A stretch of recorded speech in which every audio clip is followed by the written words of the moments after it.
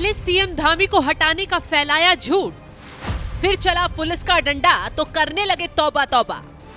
झूठी खबरें फैला रहे यूट्यूबर्स को पुलिस ने सिखाया सबक।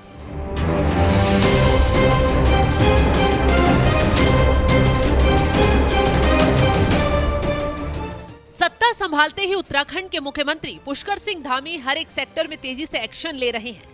अपराध हो या भ्रष्टाचार या फिर माफियाओं पर वार तेजी से कर रहे हैं। यही वजह है कि विरोधी भी सीएम पुष्कर सिंह धामी के एक्शन से न सिर्फ घबराए हुए हैं बल्कि उनके खिलाफ ही साजिश के तार बुनने बैठ गए हैं।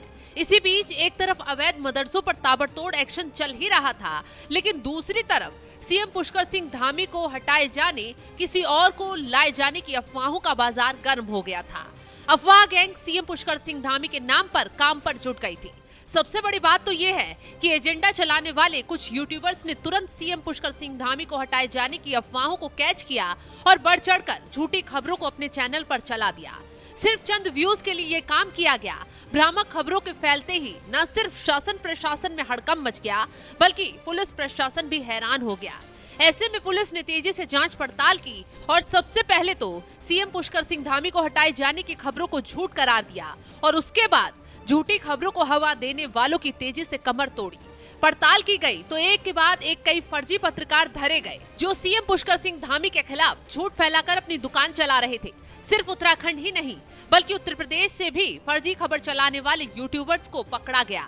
पुलिस ने जैसे ही हिसाब किताब किया, सभी माफी मांगते हुए तौबा तौबा करने लगे। अभी कुछ समय पहले मैंने एक पोर्टल पर एक खबर पढ़ी थी जो भ्रामक खबर थी, जिस पर कि मुख्यमंत्री बदलने को लेकर कुछ अफवाहें चल रही थी और उसको मैंने बहुत जल्दी में ही अपने पेज पर डाल दिया, जिसके लिए कि मैं माफी चाहता हूँ। और इस तरह की जो खबरें चल रही हैं, इस खबरों के लिए आप लोगों से विनती करता हूँ कि इस तरह की खबरों को आप सोशल मीडिया पर जगह न दें। और ये राजनीतिक हलचल पैदा करने वाला और कुछ अराजक तत्वों के द्वारा ये चीजें होती हैं, लेकिन हमने अपने चैनल पर पूरी जिम्मेदारी के साथ आज तक काम किया। लेकिन इस तरह की खबर डालने का हमें बहुत बहुत खेद है। इसके लिए हम जनता जनार्दन से माफी चाहते हैं कि आप लोग इसका कुछ मतलब विशेष रूप से इसका ध्यान रखें। धन्यवाद। तो ये जनाब कह रहे हैं कि अफवाहें ऐसी चल रही थी, सीएम पुष्कर सिंह धामी को हटाया जाएगा, किसी और को लाया जाएगा। इन्होंने भी खबरों को बिना फैक्ट चेक के अपने चैनल पर चला दिया। लेकिन आंख तब खुली जब उत्तराखंड पुलिस का डंडा चला।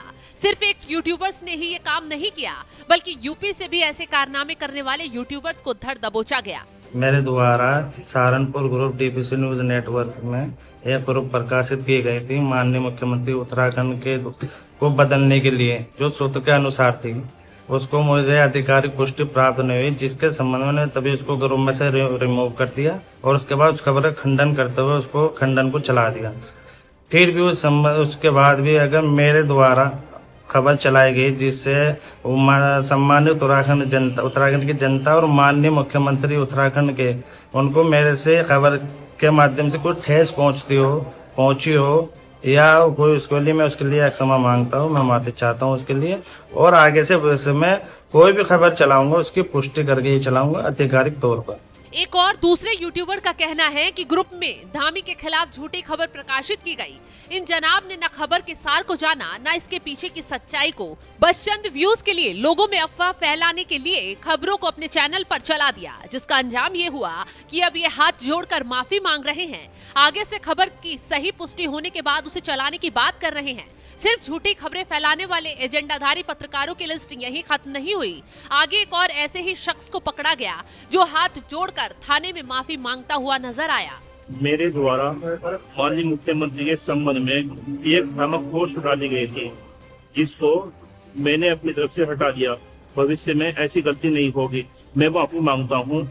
मेरा नाम मोहम्मद यूनुस सनम मोहम्मद यूसुफ, मिर्जापुर मुस्तफाबाद। सीएम के खिलाफ भ्रामक खबरें फैलाई, फर्जी तरीके से अपने चैनल पर चलाई, जिसका नतीजा अब इन यूट्यूबर्स को एक एक कर मिल चुका है। अब हाथ जोड़कर न सिर्फ सीएम धामी से माफी मांग रहे हैं, पुलिस से भी कहते नजर आ रहे हैं कि ऐसी गलती दोबारा नहीं करेंगे। एक दो नहीं बल्कि अफवाह गैंग की तमाम ग्रुप में ये खबरें फैली, जिससे विपक्ष को भी हवा मिली।